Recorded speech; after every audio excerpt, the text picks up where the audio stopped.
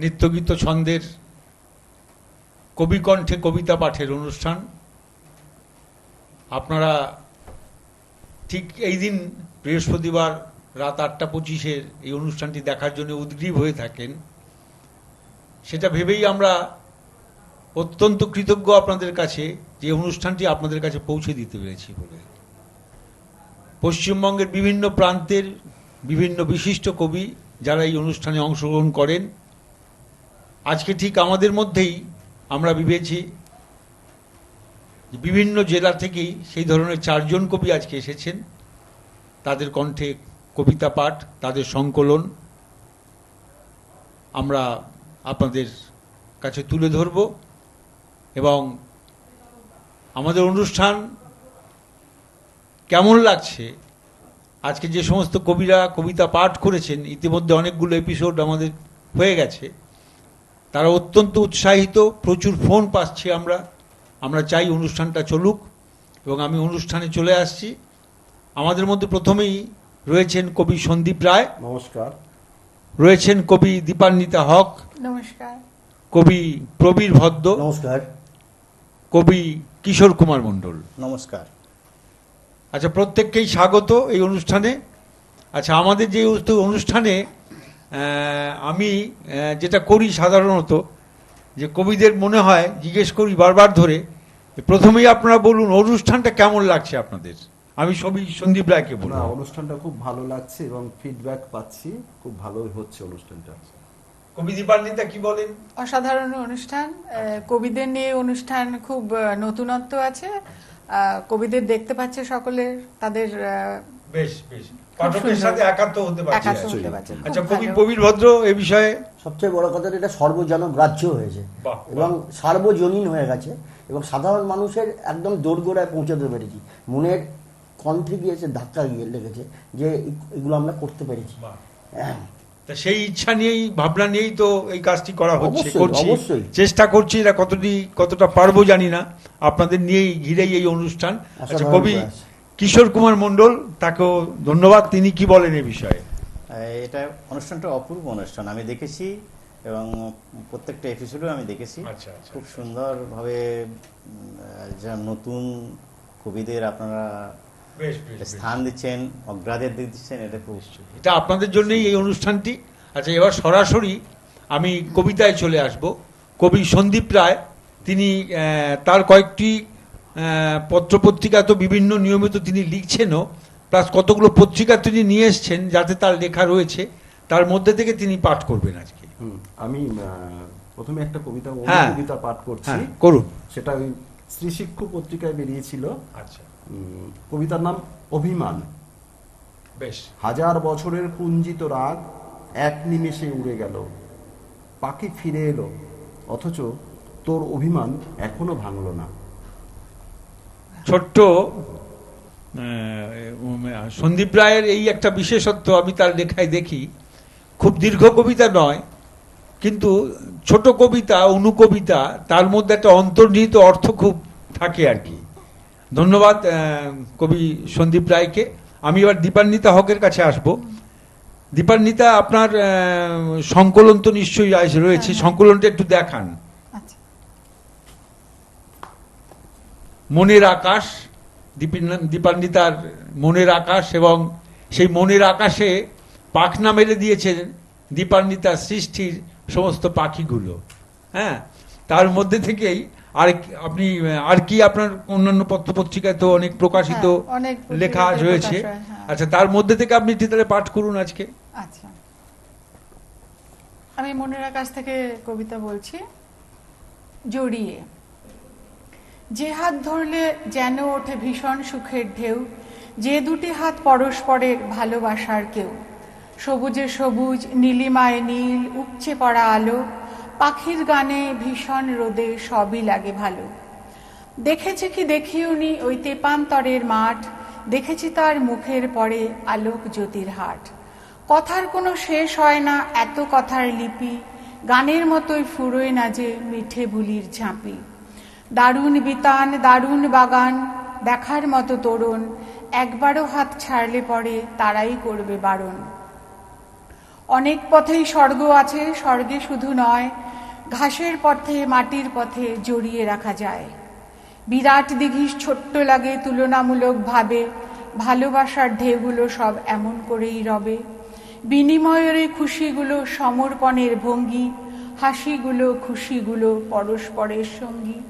চেনা গন্ধ নিবিড় রূপে আরও কাছে পাওয়ার, ঋণী হলাম বাতাস তুমি ধন্য হলে বাওয়ায়। জানাই ছিল ঘাসেরা সব সবুজ মতো হয়, তবুও দেখে অবাক হলাম সবুজ কথা কয়। দিনের শেষে নতুন আলো, নতুন করে চেনা, অস্তরবির পাটে যাওয়া নির্নিমেষে দেখা। এক আরোমায় বাধা হলো এই দুটি হৃদয়, আপনারা বেশ কোথা থেকে এই কথাটাই রয়। সুন্দর, বেশ, মানে কবিতার শেষে যে কথাগুলো বললেন সেই কথাটার রেস ধরে বলি যে আর একবার কিন্তু এই দুটো লাইন আমাকে একটু শোনান তো, আরেকবার একটু শুনবো আমি। নিশ্চয়ই। হ্যাঁ হ্যাঁ। এক আরোমায় বাধা হলো এই দুটি হৃদয়, আপনারা বেশ কোথা থেকে এই কথাটাই রয়। বাহ, বাহ, বাহ। কথাটা শুনতে বেশ ভালো লাগলো আর কি, যে জন্যই আবার বললাম, খুব ভালো, অসাধারণ। এবং দীপান্বিতা তার লেখা আমরা নিয়মিত পাই এবং বিভিন্ন কবি সম্মেলনগুলোতে দীপান্বিতার সাথে দেখা হয়, এবং আমরা জানি যে বর্তমানে যারা লিখছেন দীপান্বিতা তাদের মধ্যেই একজন, এবং বাদবাকি কবি বন্ধুরা যারা রয়েছেন তাদের প্রবীর ভদ্র রয়েছেন। আজকে প্রবীর ভদ্রের যে সংকলন, আজকে কি রয়েছে সংকলনটা আপনার? এই সংকলনটি আমার হচ্ছে মন ভাসির টানে, বেশ বেশ এবং বেশ। এতে বেশ কিছু কবির লেখা আছে, এবং তাদের সঙ্গে আমি সৌভাগ্যবান যে আমি সেখানে বেশ। এক হতে পেরেছি। বেশ। তো সেইটাই হচ্ছে আমার মন ভাসির টানে। আচ্ছা, মন ভাসির টানে আপনি মন ভাসিয়ে কি কবিতা লিখেছেন এর মধ্যে আমাদের একটু শোনান। একটা আমি মন ভাসিয়ে বলবো না, মন রাঙিয়েও দিয়েছি। একটু আচ্ছা, অসহায়তা, একটা সামাজিকের ওপর লেখা, এটি পড়ছি। অসহিষ্ণু হলাম সেদিনই যেদিন বার্ধক্য স্বীকার করলো যৌবনকে। অসহিষ্ণু হলাম সেদিনই যেদিন বুঝলাম মনের রং ক্রমশ ফিকে হয়ে আসছে। কবিতার আঙিনায় ছন্দগুলো কেমন বেমানান লাগছে। সেদিন আমি অসহিষ্ণু হলাম। আমি অসহিষ্ণু হলাম সেদিনই যেদিন শেষ শ্রাবণের বৃষ্টিতে আমি সিক্ত হলাম না। আবার অসহিষ্ণু হলাম সেদিনই যেদিন শেষ সন্ধ্যায় তোমার অপচয়মান শরীরের গন্ধ রেখে ফিরে গেলাম নিজের কাছে।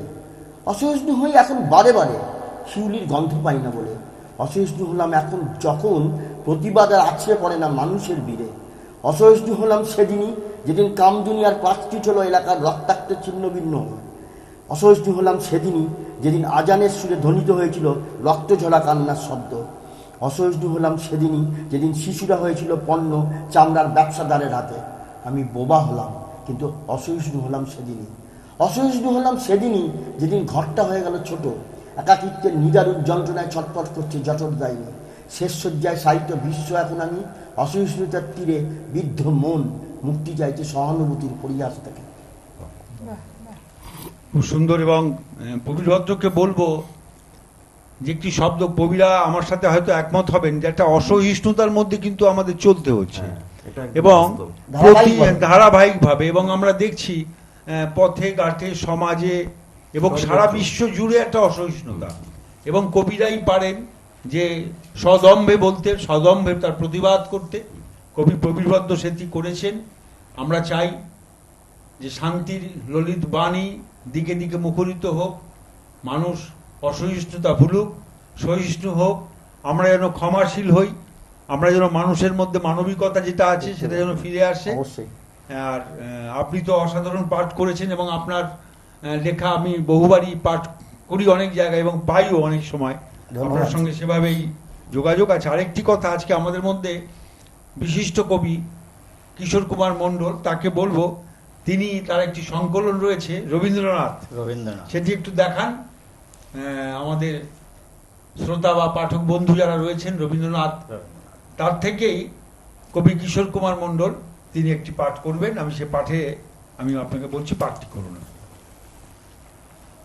আমার কবিতার নাম কবি সাহিত্যিক।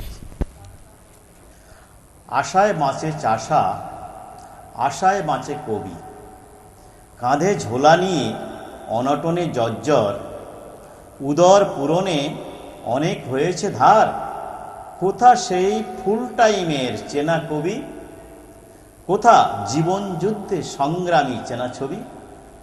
এই অভাব সমুদ্রে কাটিয়াছে সাঁতার, কত জ্ঞানী গুণী বরপুত্র বাগদেবীর, কত না মনীষী মাইকেল সহকবি।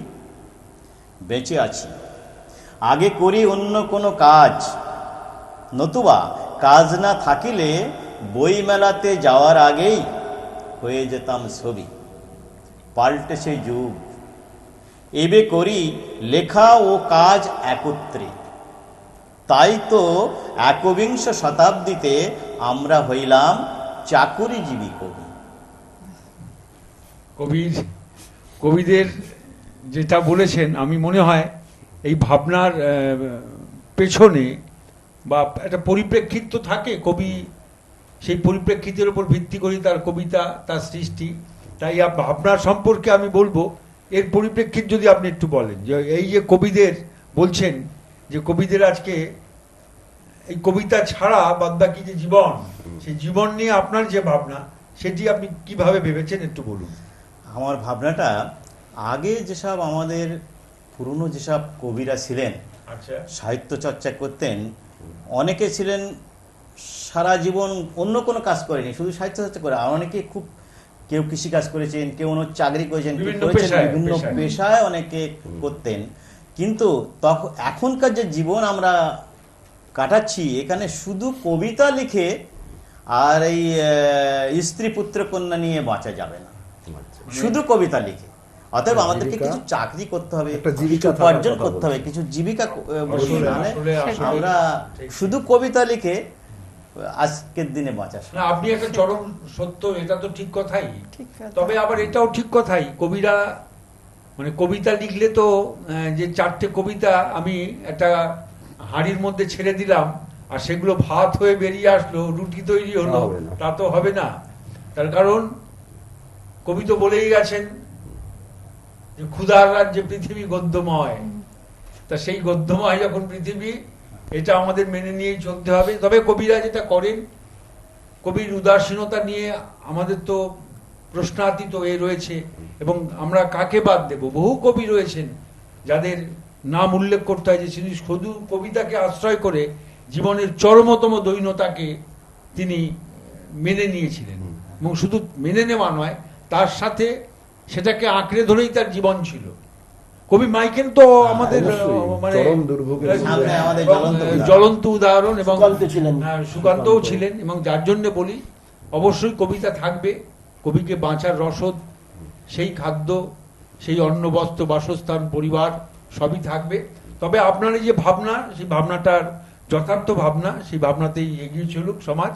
আচ্ছা, আমাদের যেহেতু এই অনুষ্ঠান খুব সময়ের মধ্যে দিয়ে চলতে হয়, নির্ধারিত সময় থাকে, আমাদের এই অনুষ্ঠানে অংশগ্রহণ যে সমস্ত কবিরা করতে চান, আমরা বারবার ধরে বলি আপনারা নিয়মিত অনুষ্ঠানটি যেমন দেখবেন, এবং আমরা চাই প্রত্যন্ত মানে বিভিন্ন জেলা থেকে কবিরা এতে অংশগ্রহণ করুন। আপনার লেখা, আপনার কবিতা আমরা পাঠকের কাছে পৌঁছে দিতে চাই। তার কারণ আবার বলবো, সংকলনের ভিড়ে কবিরা হারিয়ে যান, অনেক মোটা মোটা বই বেরোয়, অনেক ক্ষেত্রে দেখা যায় যে সেই বইগুলো হয়তো কবির কাছে পৌঁছয় না। তিনি হয়তো দেখা যাচ্ছে তার কবিতা হয়তো পাঠের অসাধারণ কবিতা, কিন্তু পাঠের ক্ষেত্রে দেখা গেল সরাসরিভাবে এইভাবে পাঠ এবং পাঠকের মুখোমুখি সেটা হওয়া অনেক সময় অসুবিধে হয়। তার জন্য এই অনুষ্ঠান, আপনারা যোগাযোগ রাখবেন। আচ্ছা, আমি আবার চলে যাব কবি সন্দীপ রায়ের কাছে, তার একটি পাঠের জন্য কবিতা আমি আবার বলবো তাকে। আমি আরেকটি অনুকবিতা পড়ছি। হ্যাঁ, আপনার তো অনুকবিতাই না বিশেষত্ব আর কবিতা আছে, যেহেতু অনুকবিতাগুলো বলুন লিখছি, পড়ছি। কবিতার নাম মুখোশ। কাজটা খুব সহজ ছিল না। একদিন পথে মুখোশওয়ালার সঙ্গে দেখা। এখন যাবতীয় জঘন্য কাজ অনায়াসে করে ফেলি, শুধু বাড়িতে এসে মুখোশটা লুকিয়ে রাখি। কিন্তু মুখোশ, এই হচ্ছে সন্দীপ রায় তার লেখা। এবং সত্যি তাই, আপনি তো মুখোশ নিয়ে যে কথাটি বললেন, সত্যি তাই, আমরা একটা মুখোশ আমরা দেখতে পাই, প্রত্যেকে একটা মুখোশ পরে আছে। এবং কবি প্রবীর ভদ্র বললেন যে এই যে মুখোশ, আমরা চাই এই মুখোশ আমরা উন্মোচিত করে দেব, অবশ্যই এটা করা এবং উচিত। কবি, সাহিত্যিক, নাট্যকার, চিত্রশিল্পী যারা রয়েছেন, আমরা চাই এই মুখোশ খুলে দিতে। তার কারণ এই মুখোশ পরে যারা থাকে তারা সমাজের বহু বহু ক্ষতিকর কাজের মধ্যে যুক্ত থাকে। অবশ্যই তাই। এবং আমরা বলি কুকর্ম এবং সুকর্ম, যত কিছু কুকর্মের মধ্যে দিয়ে এই মুখোশকে হাতিয়ার করে তারা কিন্তু সমাজের প্রভূত ক্ষতি করছেন। ধন্যবাদ সন্দীপ রায়কে, তিনি এই মুখোশ সম্পর্কে তার এই কবিতা। আচ্ছা, আমি পরবর্তী চলে আসছি আবার দীপান্বিতা, তার একটি কবিতা শুনবো বলে। দীপান্বিতা, আপনি কোনটা থেকে পাঠ করছেন? আমি একটু অপ্রকাশিত কবিতা আচ্ছা পড়ি। আচ্ছা, দীপান্বিতার অপ্রকাশিত কবিতা, যাই হোক, একটু লোভ রইল অনেকেরই হয়তো যে কবিতা আপনার কাছে হয়তো আবার চলে যাবে আর এক জায়গায় প্রকাশিত হবে। অপ্রকাশিত কবিতাটাই পাঠ করুন আপনি। কবিতা দুই কন্যে। আমার চোখের খুব সামনেই বসে আছে দুই কন্যে, দুজনেই কন্যে, দুজনেই মাতৃরূপা সুন্দরী। তবু নানা কারণে তাদের দর্শন আলাদা।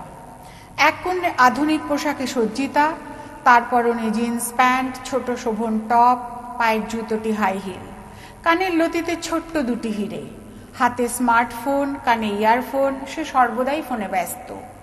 তার চোখ দুটি অত্যন্ত দীপ্ত ও আত্মবিশ্বাসময়। ঠিক তার পাশেই বসে আছে আর এক কন্যা, পরনে তার লাল হলুদ রঙের শৌখিন তাঁতের শাড়ি, নাকে নাকফুল, কানে ছোট্ট ঝুমকো, গলায় রাধাকৃষ্ণের ছোট্ট সোনার লকেট, দু হাতে শাখাপলা, লোহা ও মিষ্টি সোনার বালা। তার কোমর অবধি বিনুনি ও সীমন্তে সিঁদুর। তার মুখটি বেশ মিষ্টি ও দৃষ্টি সলাজ, তবে দৃষ্টিতে আত্মবিশ্বাসের অভাব স্পষ্ট। শিক্ষা, ঐতিহ্যের এই দুই রূপই কি ভারতবর্ষ? অসাধারণ, এই দুই রূপই কি ভারতবর্ষ? দীপান্বিতার কবিতার মধ্যে সবসময় একটা তার অন্তর্নিহিত অর্থ সবসময় রাখেন আপনি। আচ্ছা, এই সমাজের চালচিত্রটা, সমাজের, হ্যাঁ, তুলে ধরার একটা হ্যাঁ, তুলে প্রচেষ্টা ধরি, আপনার হ্যাঁ। কবিতার মধ্যে সবসময় আমরা দেখি আর কি। সেটা ঠিক। হ্যাঁ, ধন্যবাদ আপনাকে। আর এবার চলে আসছি প্রবীর ভদ্রর কাছে। তিনি কি পাঠ করছেন আপনি এখন? এই নারীদের পাশেই কবি দীপান্বিতা হক হ্যাঁ, আছেন। তিনি তো অসাধারণ ওনাদের- পাঠ করলেন এই মাত্র হ্যাঁ, একটি। এটা ওনাদের নিয়ে একটা, ওনাদের ভেতরকার মানুষকে নিয়ে একটা কবিতা। আচ্ছা আচ্ছা, পাঠ করুন। কবিতা সম্পূর্ণা। তুমি ভীষণ সংকুচিত ছিলে যেদিন তোমার গোপন লজ্জা তোমাকে অধিকার করলো তোমার দেহ মনকে।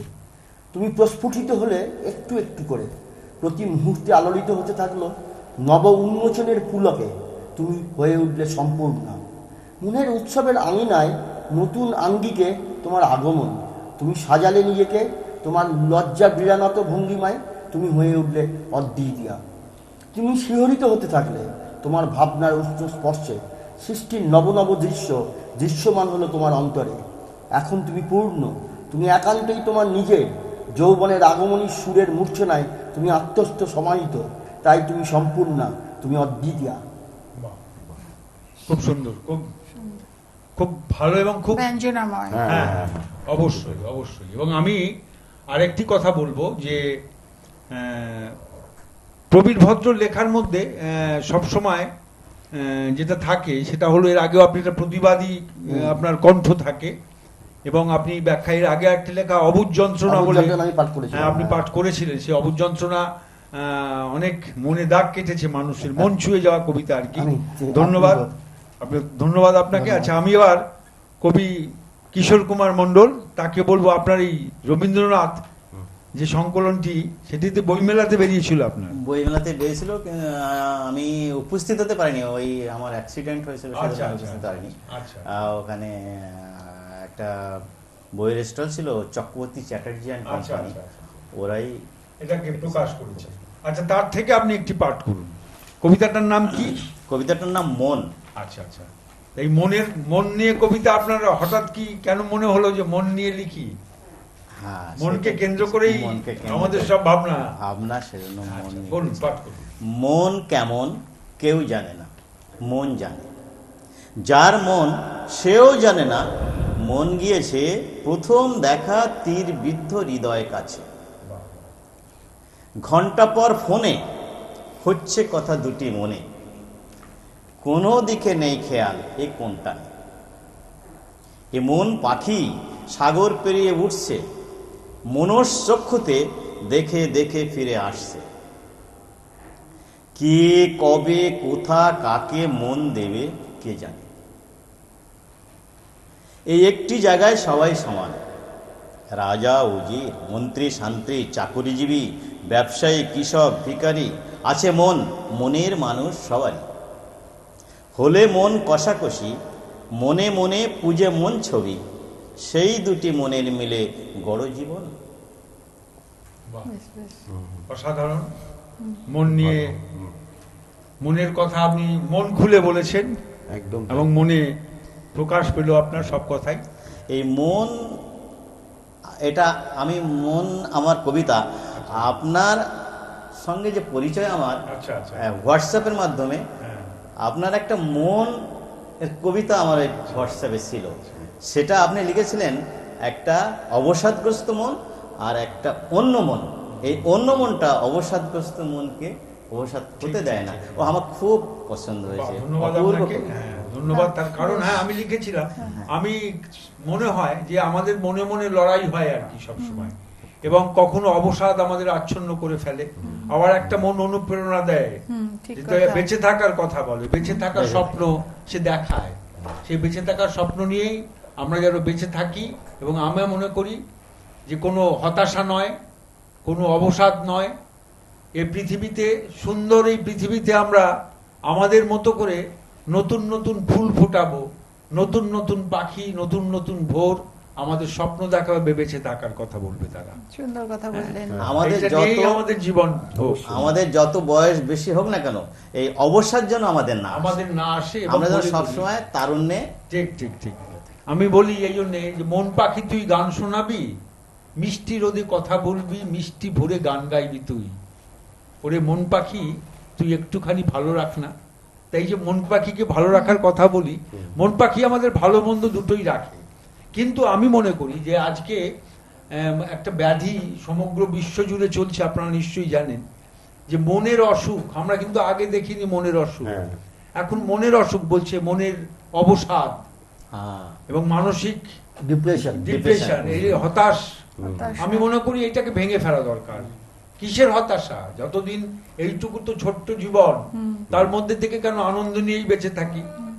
আচ্ছা, আমাদের অনুষ্ঠান আরো অনেক কথা বলতে ইচ্ছে করে, কবিদের পেয়ে তো আমাদের সময়ের মধ্যেই থাকতে হয়। তবুও বলি, এই অনুষ্ঠানটা শুধুমাত্র কবি কণ্ঠে কবিতা পাঠ, কবিদের নিয়েই এই অনুষ্ঠান।